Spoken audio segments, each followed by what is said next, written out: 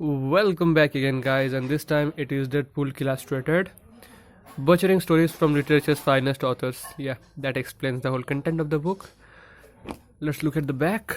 Yeah, Deadpool curves his way through the annals of literature. Fuck. So this book consists of only 4 issues, so it is about 130-140 pages long. Collecting Deadpool Illustrated, issues 1 to 4, written by Cullen Bunn. Yeah, the mind behind Deadpool kills Deadpool. You know this one, Deadpool kills the Marvel universe.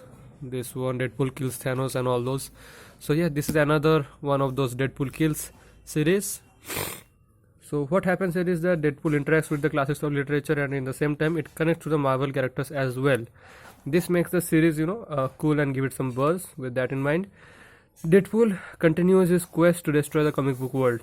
He gets there through the nexus of all realities.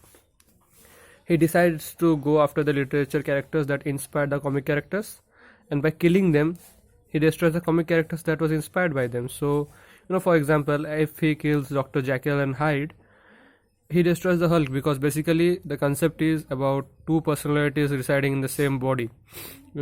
So is Hulk and Dr. Jekyll and Hyde. So yeah, as he encounters and fights these literary characters, they see the Marvel equivalents for some panel or two, and it is only shown in some of the kills, not all. So it is also possible that Deadpool killing a character might change a Marvel character. For example, like killing Moby Dick might alter Hulk to some degree, because there was no General Ross, because he kills him too. Let me show you. So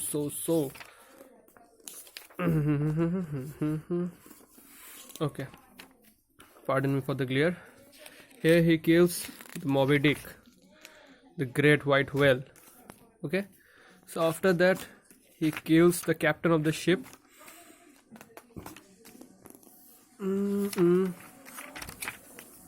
Where did he kill him? Yeah, so this is the captain of the ship. He kills him. So the captain represents General Ross. So this in turn affects the world of the Hulk.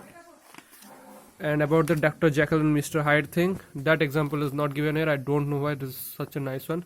This one is, I think, that of Tom Sawyer, Adventures of Tom Sawyer. Can understand, he just goes and kills them all. So as he kills the Dracula in Bram Stoker's story, he kills the Dracula of Marvel Universe too.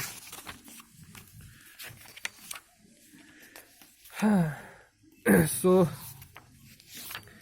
the early scene there shows that Deadpool learns killing the inspiration of the characters is possible. I mean, if he kills the inspiration, he kills the character himself.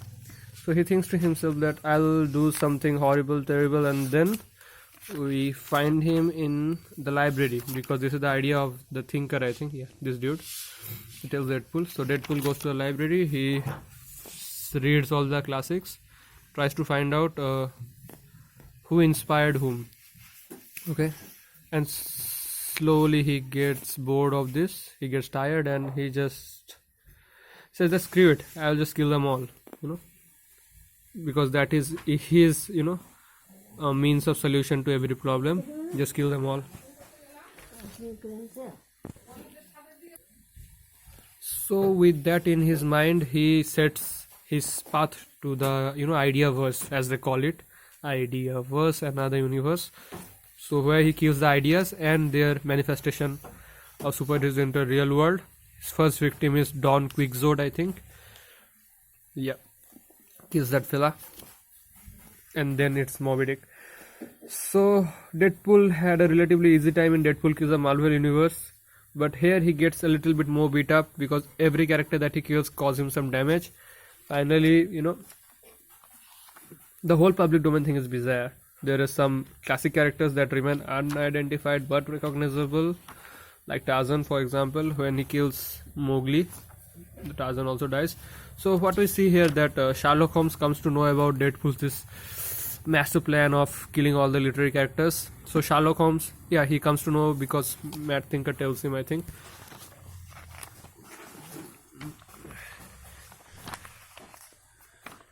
Yeah, the Thinker comes and tells Sherlock through holographic images that Deadpool has set to destroy the Ideaverse. So Sherlock Holmes puts together a team of some fighters, and through H.G. Wells' time machine, he flows through time